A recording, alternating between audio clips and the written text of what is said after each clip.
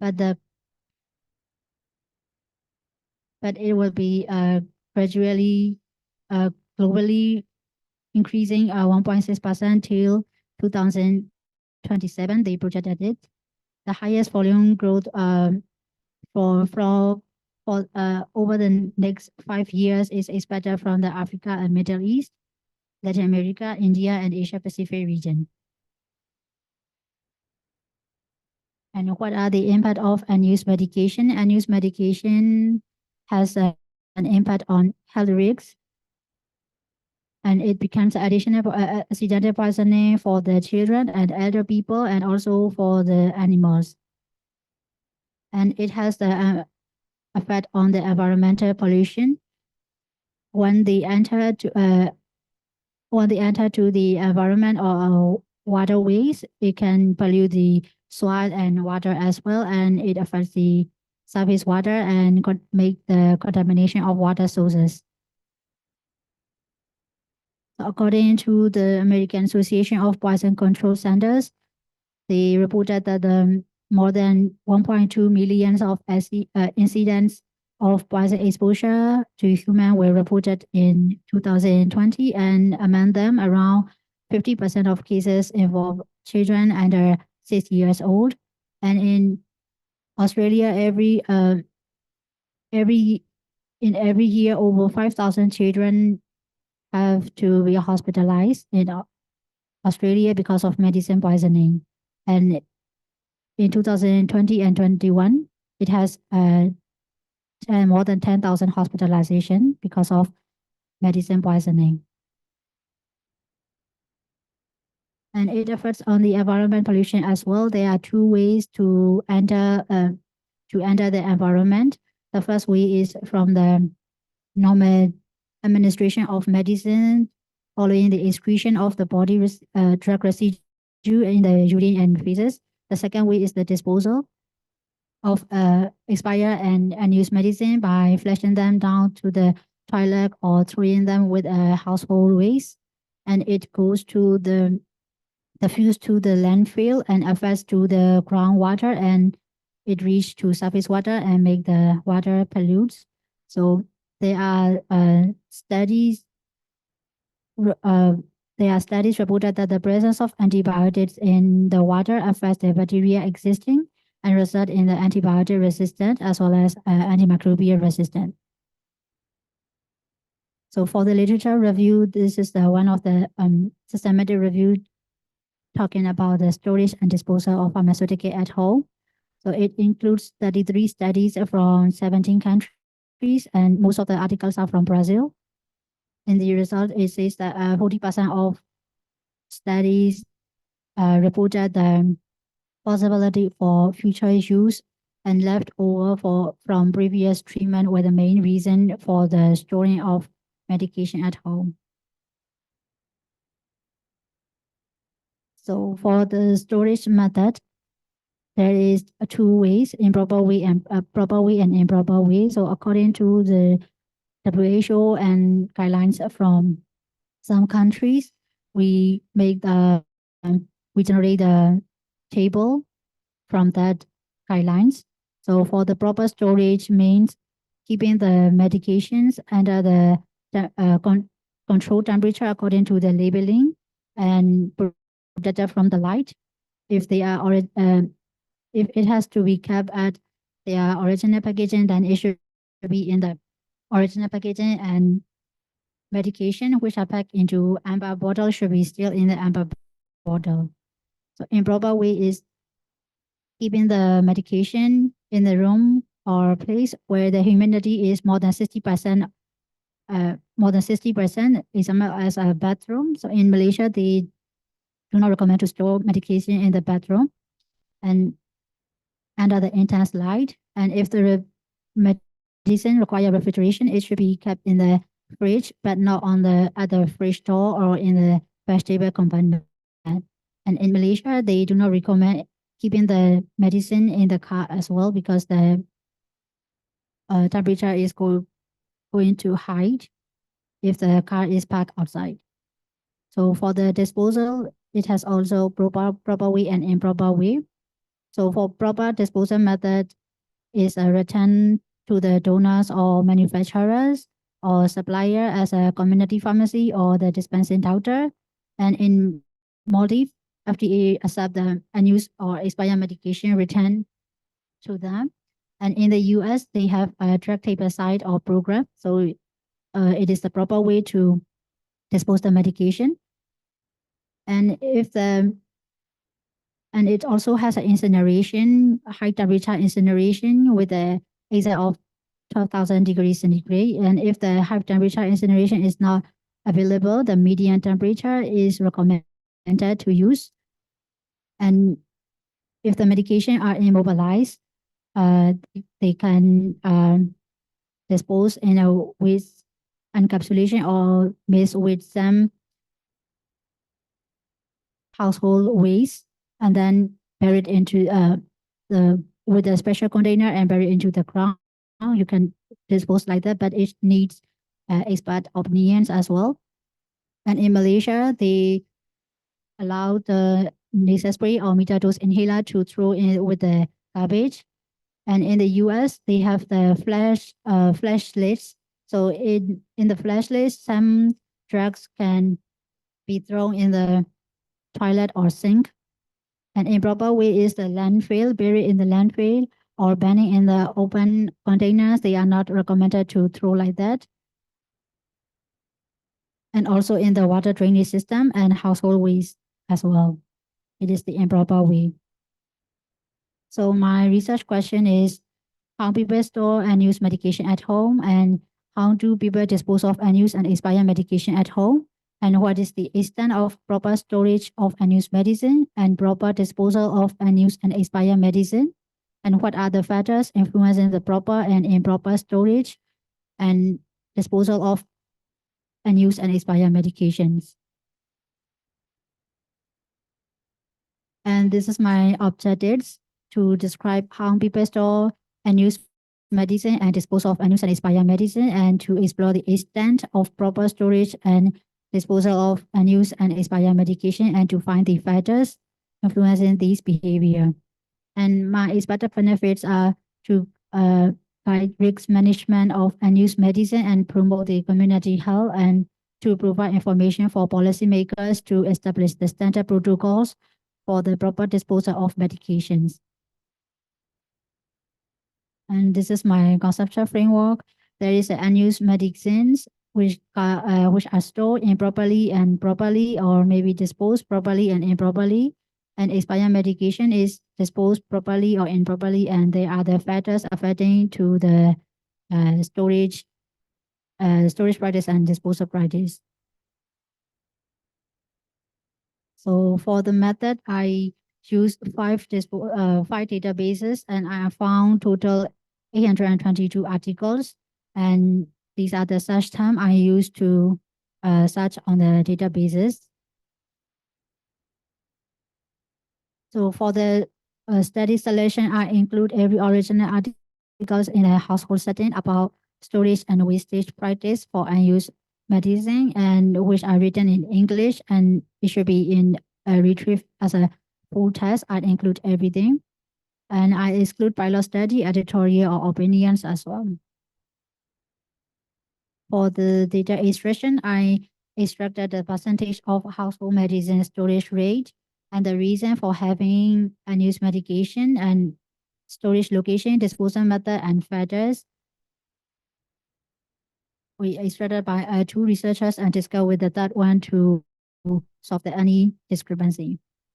And for the data analysis, I used Microsoft Excel and summarized the data descriptively, and I use Stata software as well for the meta-analysis. For the result, I follow through the Prisma flow diagram. So after the screening, I found 67 articles and exclude 12 articles with my exclusion criteria. And after the quality assessment, so I found I included 55 studies in my review. And for the meta-analysis, 15 articles were used for storage and 35 articles were for the disposal. The characteristics of my studies contain 27 countries, and make a I follow through the World Bank income classification system, and then I make a category for low income countries, and it includes 4 countries. Lower middle income countries has contain 9 countries and 7 countries for upper middle income and high income countries category. So for the extent of household medicine storage, 21 studies reported the extent, and the range is 17.9 to 97. So in the picture, you can see that high income country, the green one, 5 studies, has a storage rate is more than 70%. And for the reason, multiple reasons have been found, and they are grouped into the reason for having and reason for the storing. So I make a group. So under the self-determination category, it includes 9 reasons when the patient stops medication if their medical condition resolve or improves the system, and if they are not knowing the medicine function, they are not sure about the instruction, they stop the medication. And for the prospective use, the reason are for emergency purposes and for recurring condition, and as an extra stock or the frequent episode of illness, they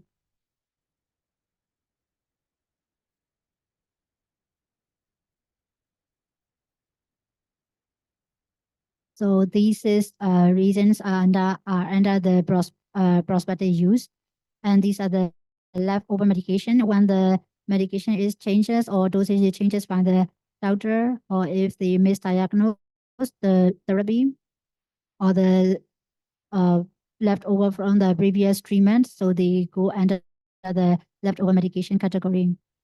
So if the patient experience side effects or unpleasant taste, or the medication has expired, it goes under the medication characteristics. And sometimes patient got oversupply, the doctor prescribed more than needed, or they got the same medication from the multiple centers, or they bought the medication because of advertisements, or they receive from the medical representative, so they have more medication at home, and it leads to the reason for having unused medicine at home. And one interesting thing is that one study showed that pharmacy were not willing to take back, so they are not they have no drug take back system, and they are not willing to take back, so it becomes a reason for having unused medicine at home. And another reason for storing medication at home, so if the participants do not want to waste the medication, or they do not know how to dispose the unused medication, they store the medication, and then later they share to the family member or each person to other person, they share and they use as a prospective use for like for recurring function or recurring condition, or as a future use, they store like that. And this is the storage method. So 25 study talk about it. They reported storage location, and refrigerator was the uh, overall average. The most common place is the keeping in the refrigerator, which was it is showing 40%, and the highest rate in the study is 94.7% of participants keep in the refrigerator, which is done in the Saudi Arabia countries. And kitchen is the second most place to store the medication. The rate is ranging from 16.9 to 82.7. And unsuitable places like handbag, suitcase, or pockets, it is the third most location to keep the medication. And for the first aid box, only 2 studies show that, and the rate is 0.5 to 1.2%. Only a few participants keep in the best case bound. So I made a meta-analysis. I found the prevalence for the proper storage and 14 studies included. So the prevalence is 46%. And I got a high heterogeneity between these studies. So I made a subgroup analysis. So in here, five studies included, 5 studies from Northern Africa and Western Africa. They have 76%, which is the highest rate for the proper storage. And Europe and Northern America has got a second place for the proper storage with 35%, and Sub-Saharan Africa got 15%. So these are the determinants for the proper storage of medicine. So 2 studies reported the determinants with the association p-value. So it includes education, gender, having the presence of chronic illness, a larger family size, or receipt of storage counseling. And these 4 factors are conducted on the opioid medication. So if the opioid patient have these 4 factors, they make proper storage of their medications. And this is the determinants for improper storage of medicine. For the improper storage of medicine, it shows 2 articles show that the education, lower education, male gender, they are doing improper way. And then household with no children also made improper storage of medication. And the presence of elderly and expired medication at home, and consumers' knowledge about unused medication. If they have poor knowledge, they make improper storage.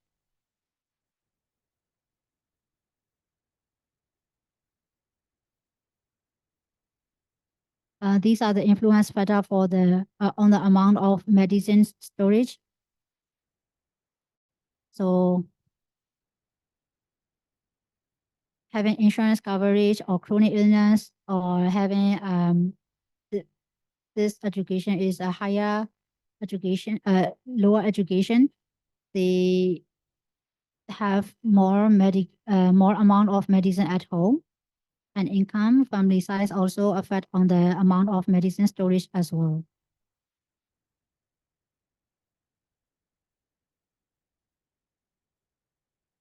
So for the disposal method, 41 studies reported the disposal method, and all of the articles in my review show the result they choose.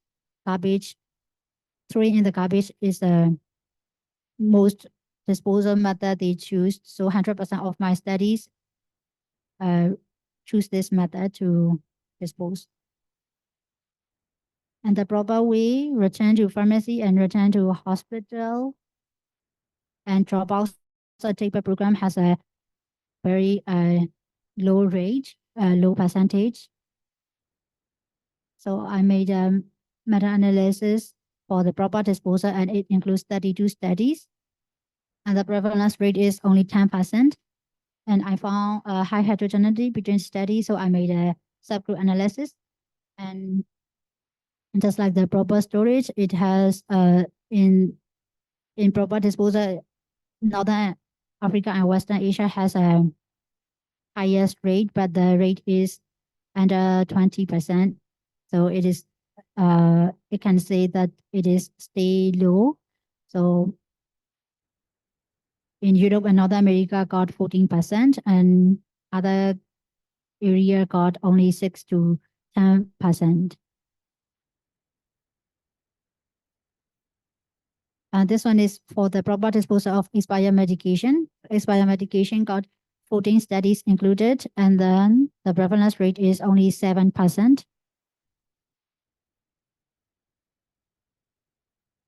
So these are the determinants for improper disposal of medicine. I found 11 factors and I make a group to 5 groups. So it shows that the lack of knowledge or lack of adequate information or proper guidance from dispensers and lack of awareness campaign or absence of clear instruction on medicine containers can lead to the improper disposal.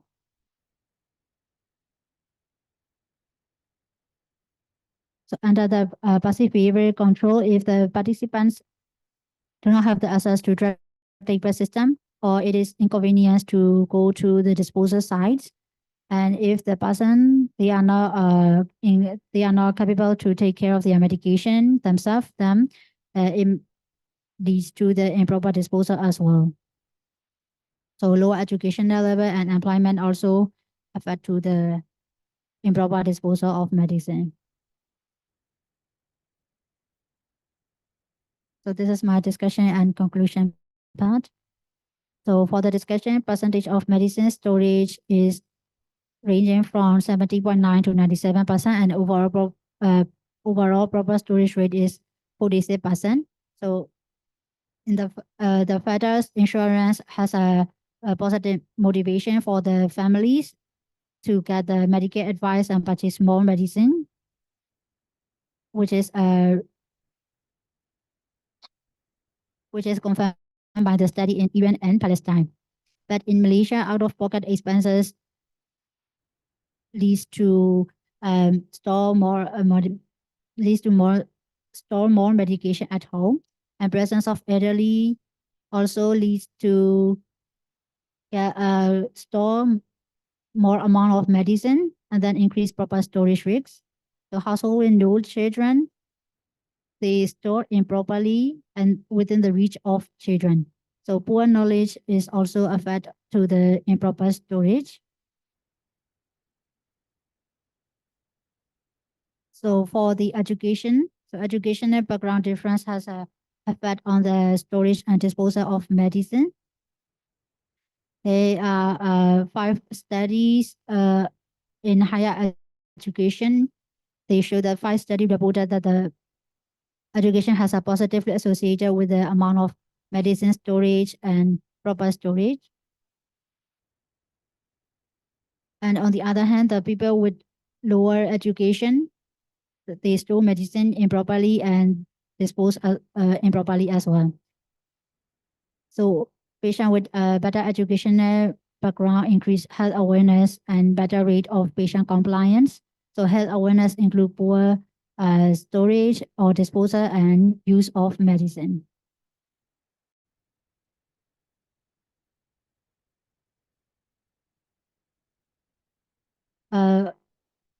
Overall proper disposal rate is 10% for unused medicine and 7% for expired medicine. And these 5 factors include improper disposal, lack of awareness campaign, safe disposal knowledge, proper guidance, and lack of a drug taper program or inconvenience to go to the disposal location.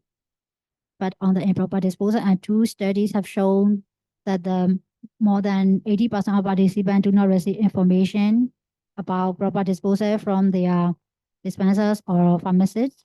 And 9 studies have shown that some participants do not know how to dispose properly. And in one of the study in Lebanon, they reported that expired medication are still being used among the participants. So in my studies, 3 studies were conducted on the population of healthcare professionals and healthcare students. So the study in Nepal is on healthcare professional. They showed that the healthcare professionals have poor knowledge and poor practice about the safe disposal. And also for the students in Nigeria showed poor knowledge and poor practice of safe disposal. But in Uganda, over 3/4 of students have got knowledge, but they got poor practice. So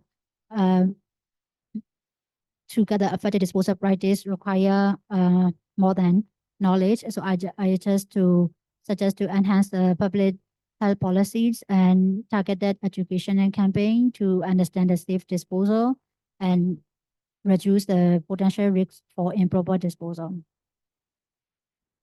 So according to the drug take-back system in Nepal, there is no drug take-back system, and the pharmacies were not willing to take back.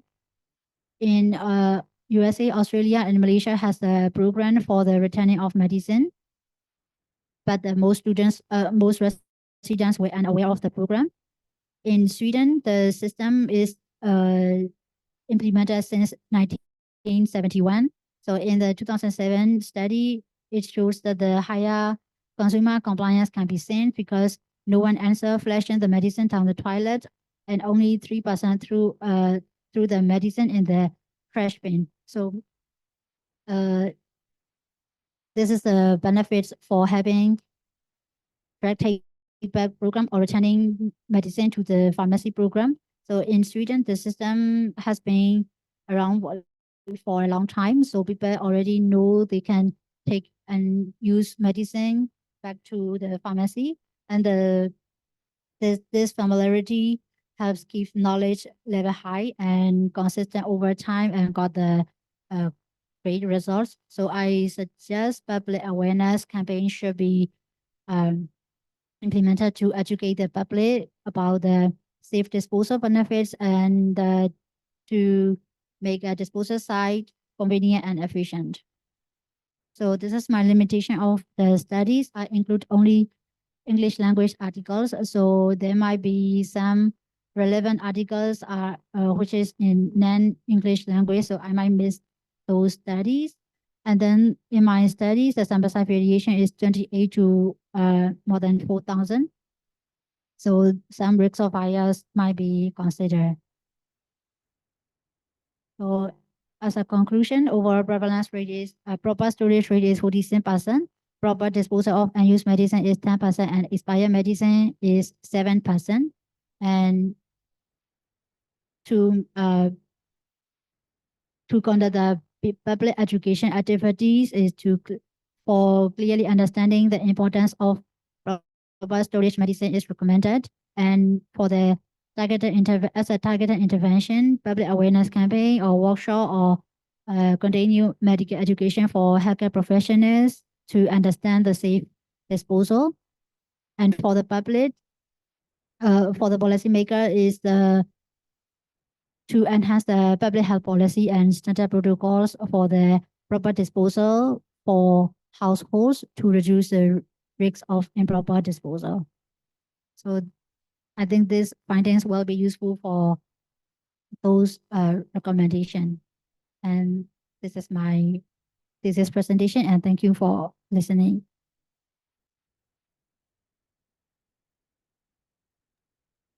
Thank you very much, Gu.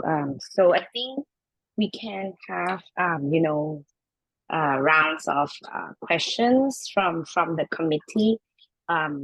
Maybe is it like, normally we have like external committees to ask first, so either Professor Runkiwa or Professor Stockman.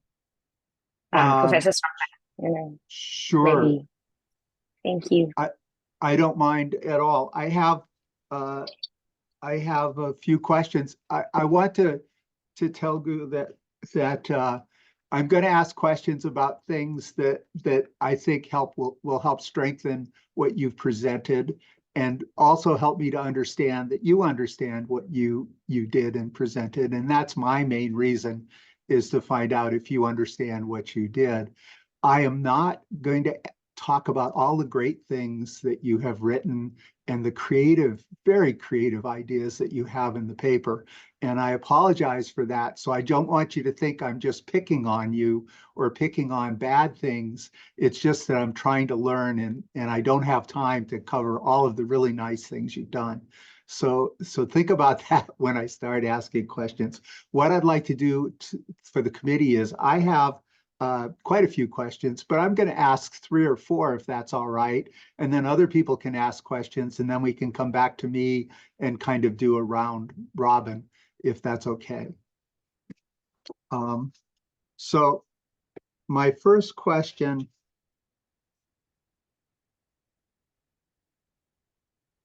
is actually let's do something up front. And on page 11 of the document you sent me, which is your master's draft, there is a figure, which is figure 1. And I was wondering if you could tell me where your research questions fall into that framework. You have 6 research questions. Can you repeat the question again, please? Sure. Look at figure 1, which on my document is on page 11. And tell me where the research questions would show up in that conceptual framework. Can you map those research questions to that conceptual framework? Figure 1 mean this one? No, it's the one that shows stored, disposal, unused medicines, and expired. Yeah, that one. That's listed as figure 1 in your document.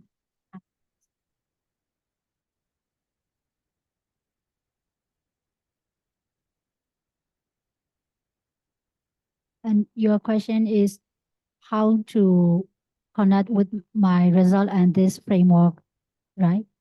Not your results, the question your research questions you entered the study with. For instance, your first research question is, how do people store unused medicines? Yes, I make this question because when I know the nature of storing the medicine at home, then I can make why they have I can get the reasons, and then it is how to say, and the storage location is improper or proper. I can connect with the reasons because of that reason, and then the medicine is stored improperly or properly or not. So I can make Oh, I understand that. I think your conceptual framework is one of the values your science is going to present in this document. And so I want you to be comfortable with that. Let me answer the question the way I would.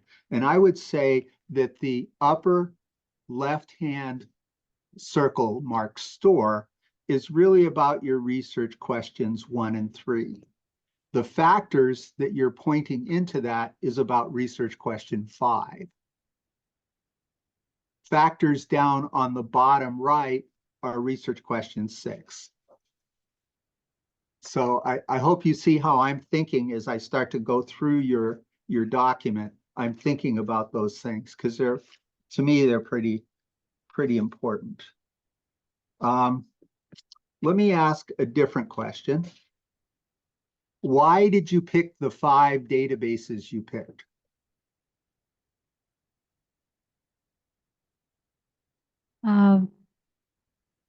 Because in PubMed there are a lot of when I search very first database is the PubMed. I search on it, and then I found similar similar articles related to my topic. So I choose the PubMed, and other databases are also useful for the social science articles. So I choose those articles, and for the EBSCO, I got a lot of articles, and then I think I can cover the medicine relevant article. I can cover it, so I choose EBSCO as well from the Let me ask this then. Yes. What databases did you leave out?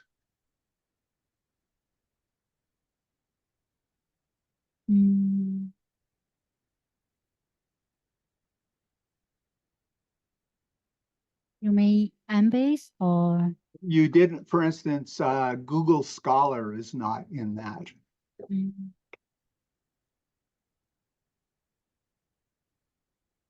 Yes. It would help for your publication, as you write this for a publication, if you can justify by saying these are the top 5 search databases available to me, or these are the most prominent ones in healthcare, something that says why you chose those rather than it just sort of came to you accidentally. Do you understand that? Yes. Yeah, okay. Because I think so. For instance, another question is, why did you pick 1990 to start? When I search on Scopus, the earliest date is the 1990. So I want to include every articles uh, since that one till 2023. So I made the timeline is long Okay. timeline. Yeah. Yes, no, the long time is not a concern. And you just answered that very nicely, that you chose the limit of 1990 to keep all the databases within that time frame. So that could be a small addition. Can I ask another question? Yes. On page 24 of the document that you sent me, it starts out from the 55 studies. I did see your Prisma flow diagram on your presentation. I haven't seen it in the master's thesis. Is it there? Let me check the page. You mean page number Page number 24. 20? It starts out characteristics of the included studies.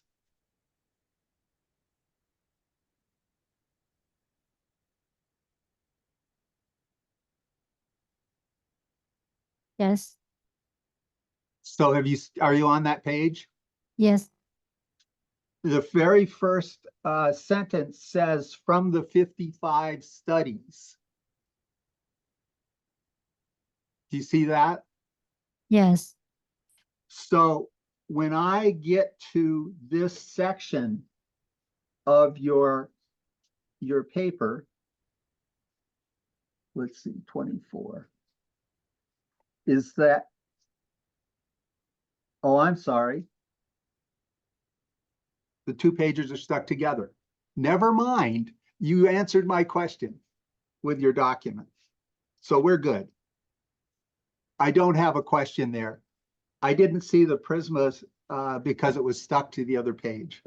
So we're good. I have one more question and then I'll yield to the committee. Your prevalence analysis looks at research questions 5 and 6.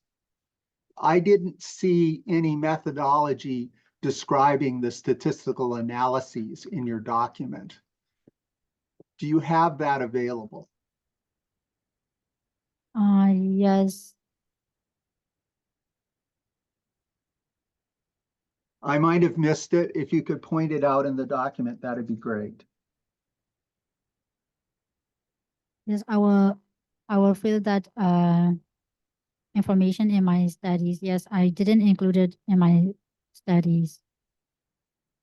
And I think that would be important if you were going to publish this, to be able to show the methodology. I know you reference the method, I think it's Hedges, as a footnote in some of your tables or figures, but I did not see that describing the statistical methodology. For example, what is the comparative variable? Is it the percentage of unused medicines, the percentage of expired medicines saved?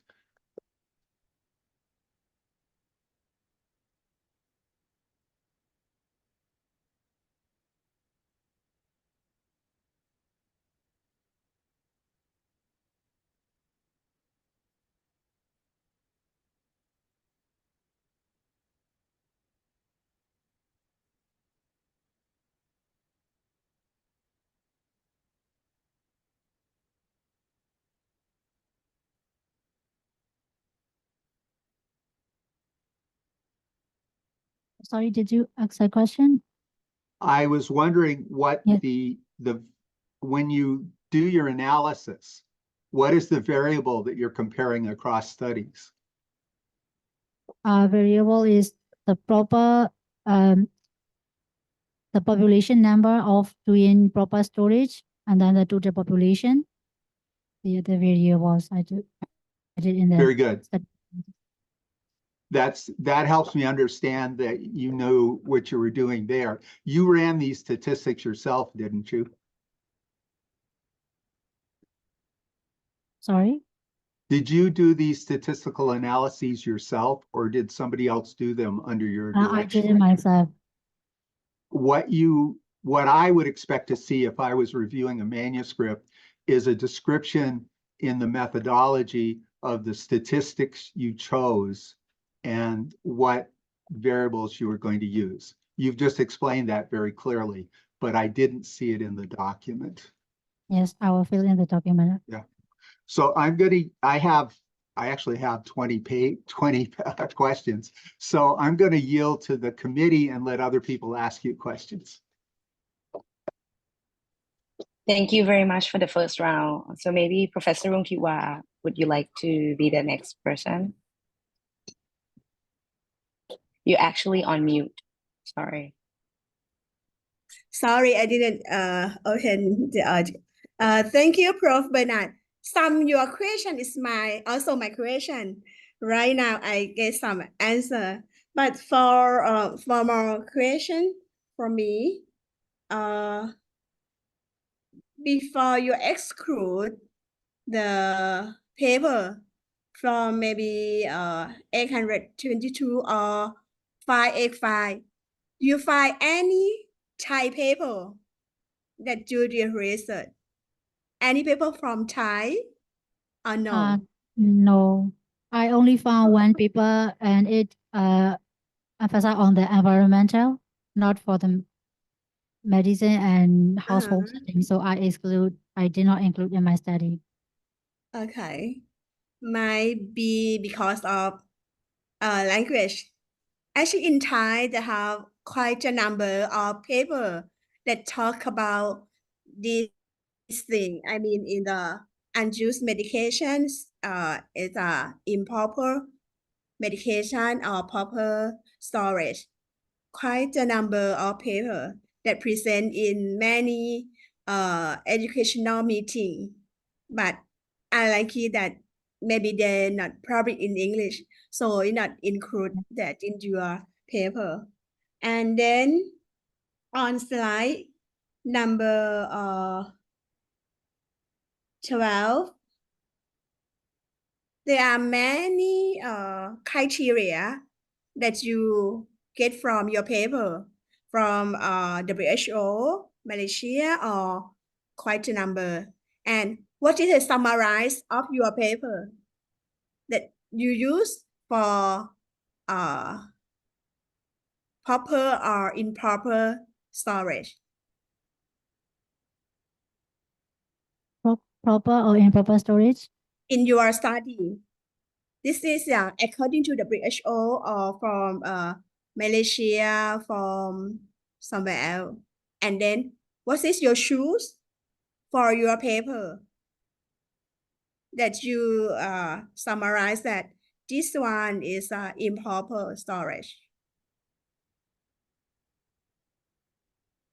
I'm sorry, I don't understand the question very clearly. I mean that in your review, yes, you tell the ask that proper storage according to WHO or Malaysia describe this one, improper describe this one, and when you are describe in your paper, you use this one or you have any?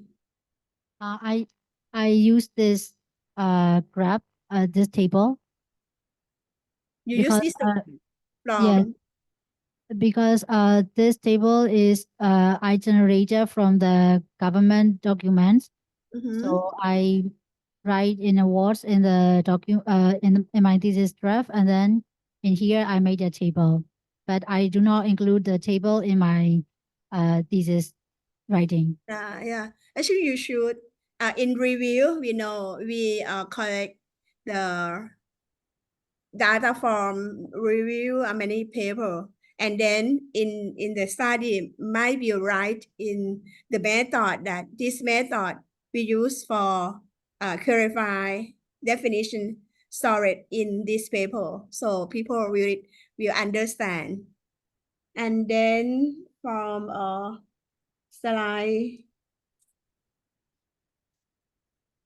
28.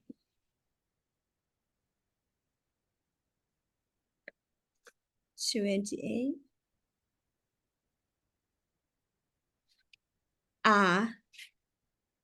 I couldn't see this diagram in the paper. This is in or not? It is in.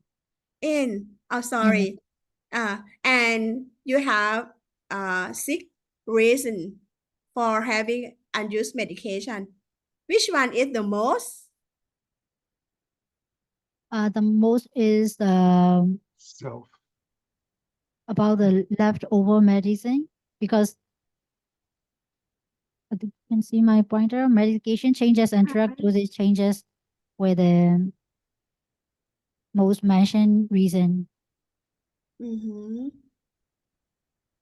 In every paper mentioned, this is the first, the same or different.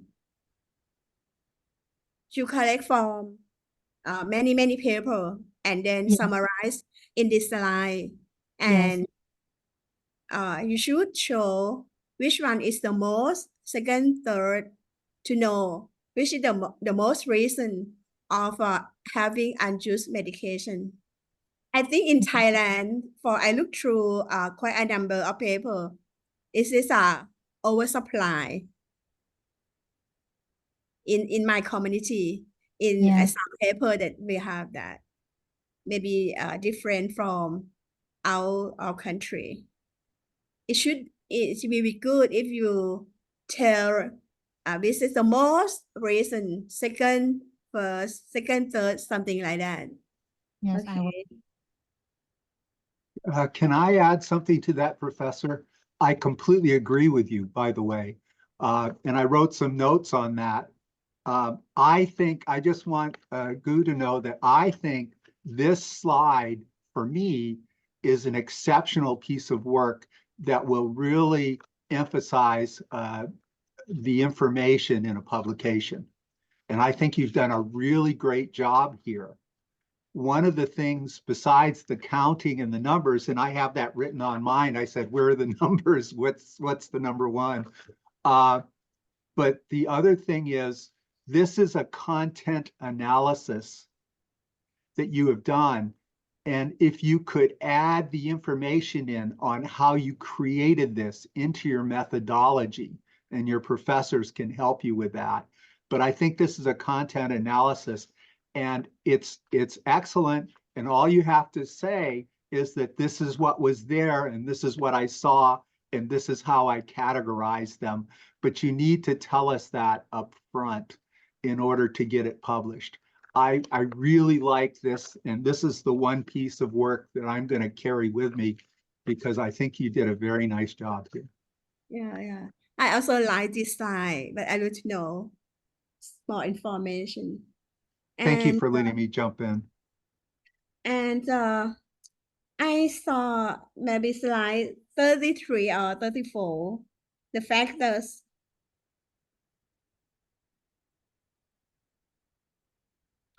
Like it. We need to know that smoking, some you pass through this slide, and we need to know in detail what is the reason, like smoking is a proper storage of medication.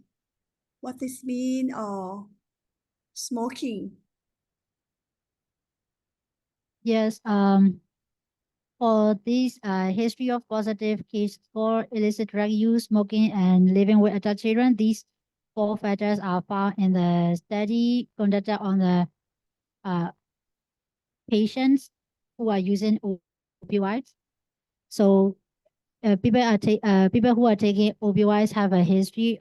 If they are smoking, they made a proper storage. So, but in that paper, they do not explain. They do not like clearly explain about those factors.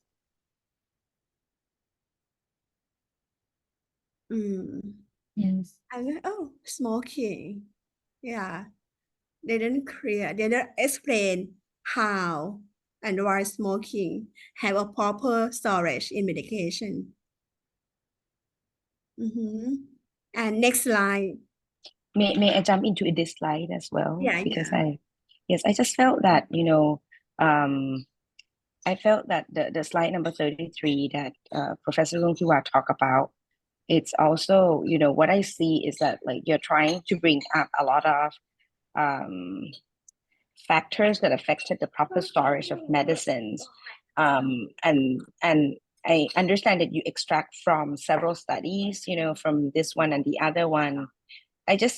One of the things that I kind of question is that like, does these factors like are similar across studies?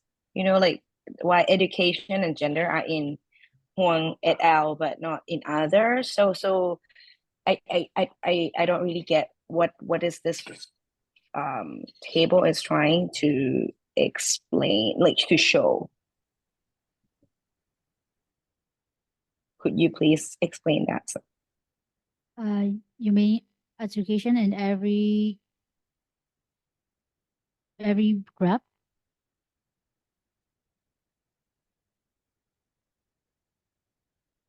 I'm sorry, I can't hear you. You mean education in? Yes, I just wonder, like, number 33, in slides Yes. number 33, like you're extracting these factors from these studies that you systematically review and found this, right? Yes. So my question is like, so in maybe Reddy et al, they didn't have education and gender in those factors that are Sorry? significant associated. You mean about the value? So in the how to say most of my results, they do not in my review the studies, they do not show they do not how to say, they do not report the result to calculate. They just show p-value or sometimes with odd ratio only. And they tell in the studies that they are significant or positively associated like that. So I how to say, to be more concrete information I did not get from the studies in my review as well.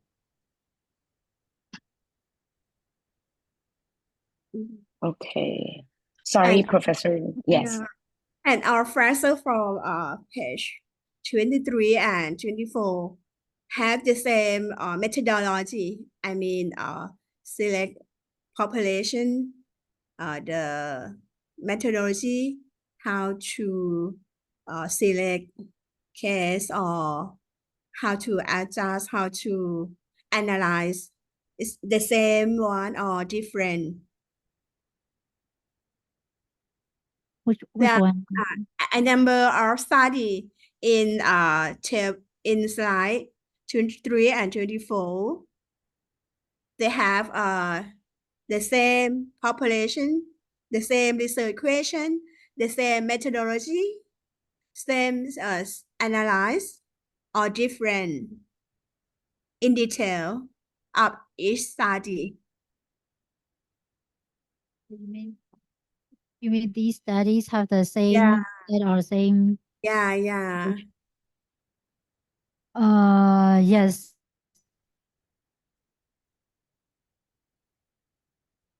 As far as I remember, I think they are the same. They approach with the same method.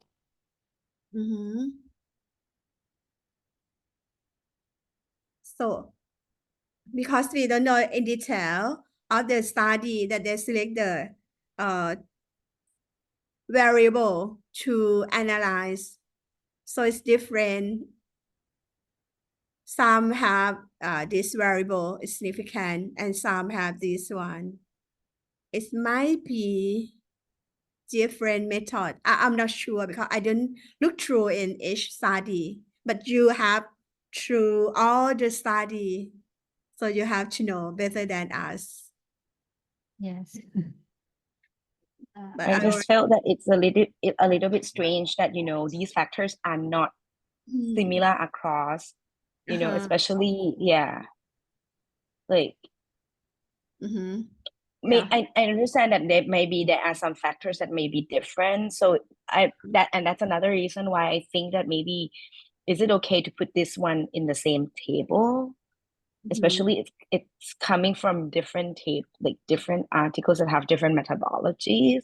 You know, because some of these are patient level characteristics like education, gender, and like smoking. What is smoking and what is the implication for like, you know, like the one that Professor Runtiwa asked about, like why smoking? What is the implication of the study results that we see?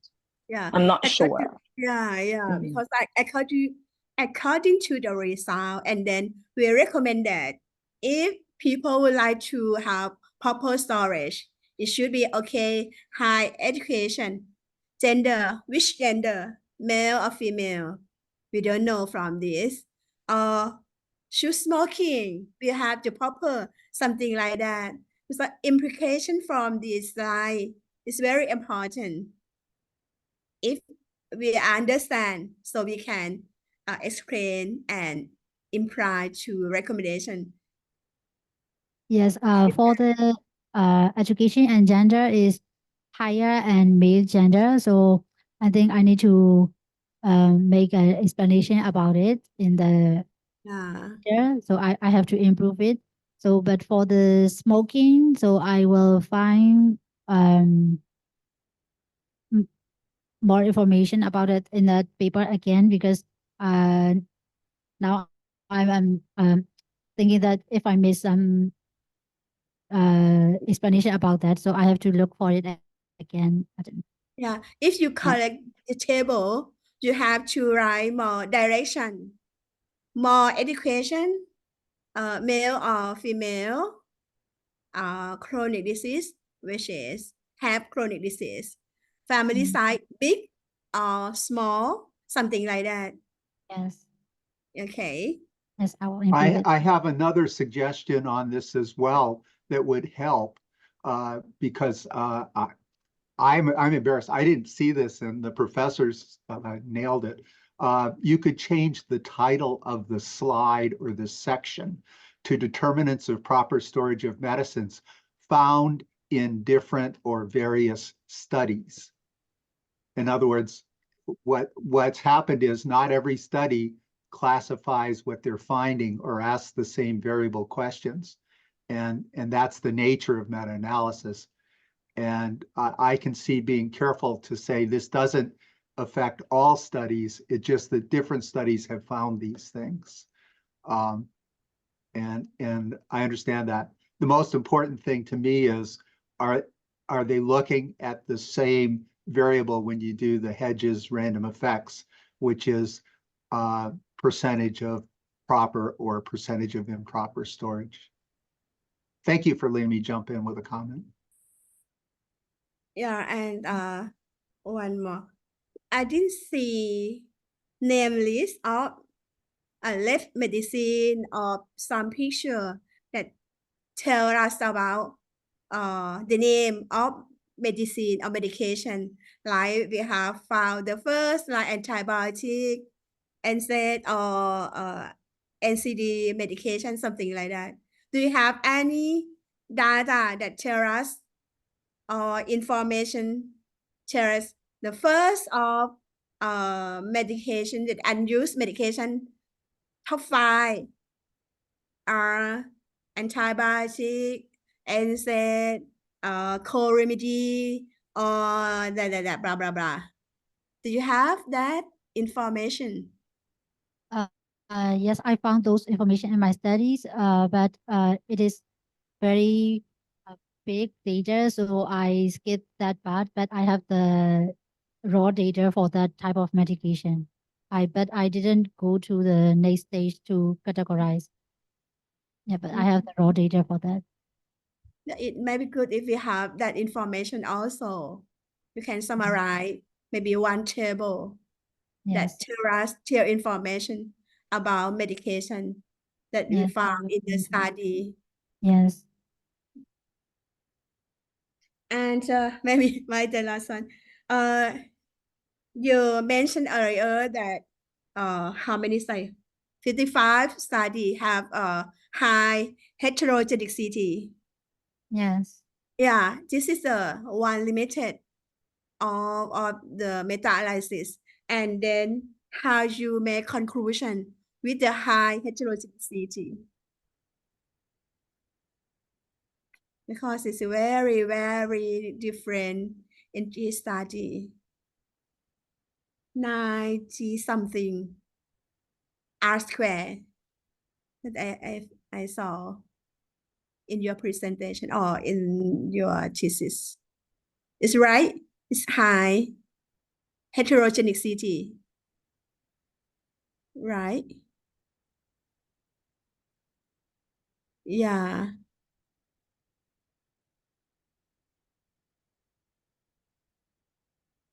Yeah. How we can make a conclusion with the high heterogeneity.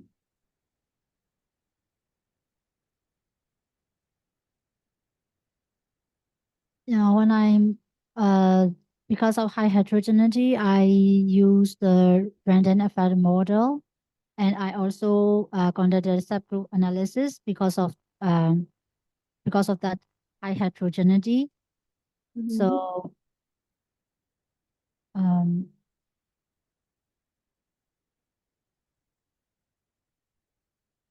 yeah. So for the conclusion, I think I need to think more for conclusion. This is my knowledge about the high heterogeneity. So yes. Yeah. And I think may I jump into that as well? I think that, one of the things is that it's okay to have heterogeneity. I think what is the implication of your study result? That's more important, because the nature of the study itself could be very, that's why we see all of this, and that's, I think you just need to find an explanation and what would be an implication of using these study results in for policy recommendation, discussion, and everything else. That's my point. That's my view. yeah, and also then if you understand that and you will answer your research question with a 6 research question and answer your method. In finally, actually, when we look through summarize on conclusion, we have to look through you answer 6 questions already or not. But I didn't. You explain, but not according to 5 research questions. It's very good if you follow 5 research questions and see first you answer this from your study, second, third, fourth, something like that. Will be follow your question. Yes. I completely agree. Completely. I didn't know if this was a difference in how you all choose to write these reports, but I'm very literal, so I completely agree with the professor. It would help me understand that you did answer your questions. Yeah. The other thing is you could put in your limitations, Hedges does a nice job of describing the limitations of doing the random effects on meta-analysis. And part of it is the small sample sizes, like when you break it down to look at different geographic areas, there's much more risk in doing that. It's okay to do that, but there's more risk in taking confidence in that. And so adding something in your limitations about the statistical analyses would help people understand that you understand that. Yeah, thank you. Thank you.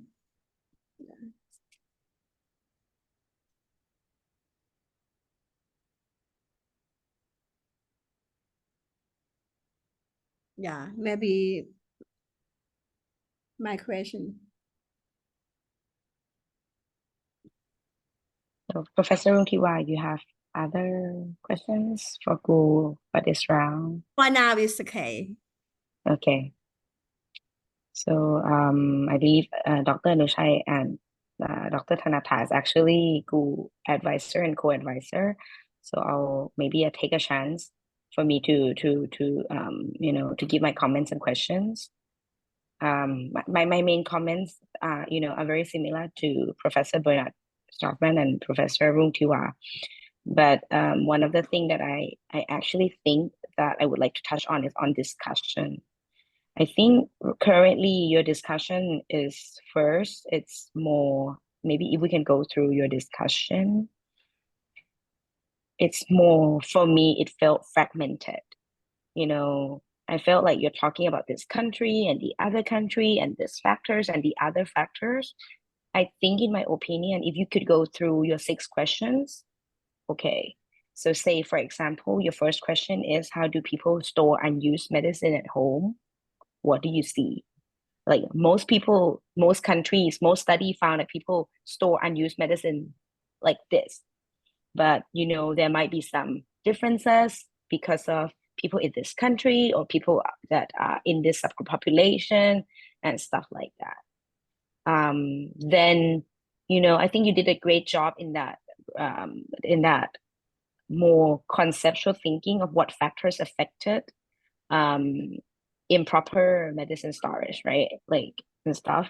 The six hexagonal thing that we all like.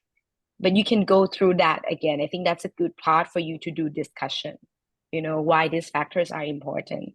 Why are these, if you have numbers of studies that are explaining those 6 factors more clearly, like what are like the most important factors or most factors that you found in the studies. Because I think that the key of doing systematic review is to give us a better landscape of what is going on with this problem.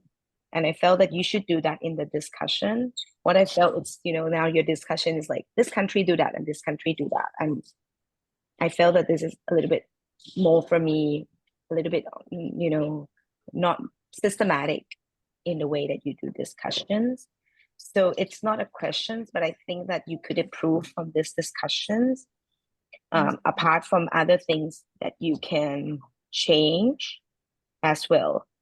But I think one of the concerns that I have is on that table that Professor Rungtiwa talked about, how you kind of pull those factors in. Maybe you have to have more details on the methodology, that you do like content analysis. This is how you do it, but you didn't write it down in your thesis, right? And so these are the key comments that I have. So yeah. So Dr. Anushai, Dr. Thanata, do you have questions for your students?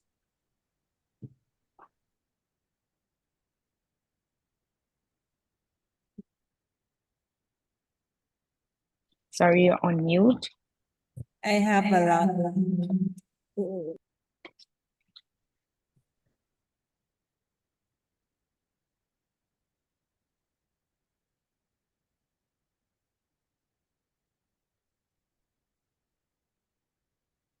Actually, I have a lot already, behind the scene. And maybe need to work together after this. Anushai.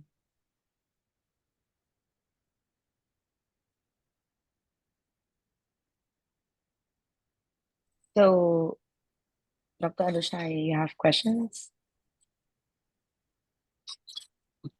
Yeah. Sorry, I catch a cold. Oh, I think there are many things that we have to work after this. And thank you very much, all committee, for the comment and the question. Okay.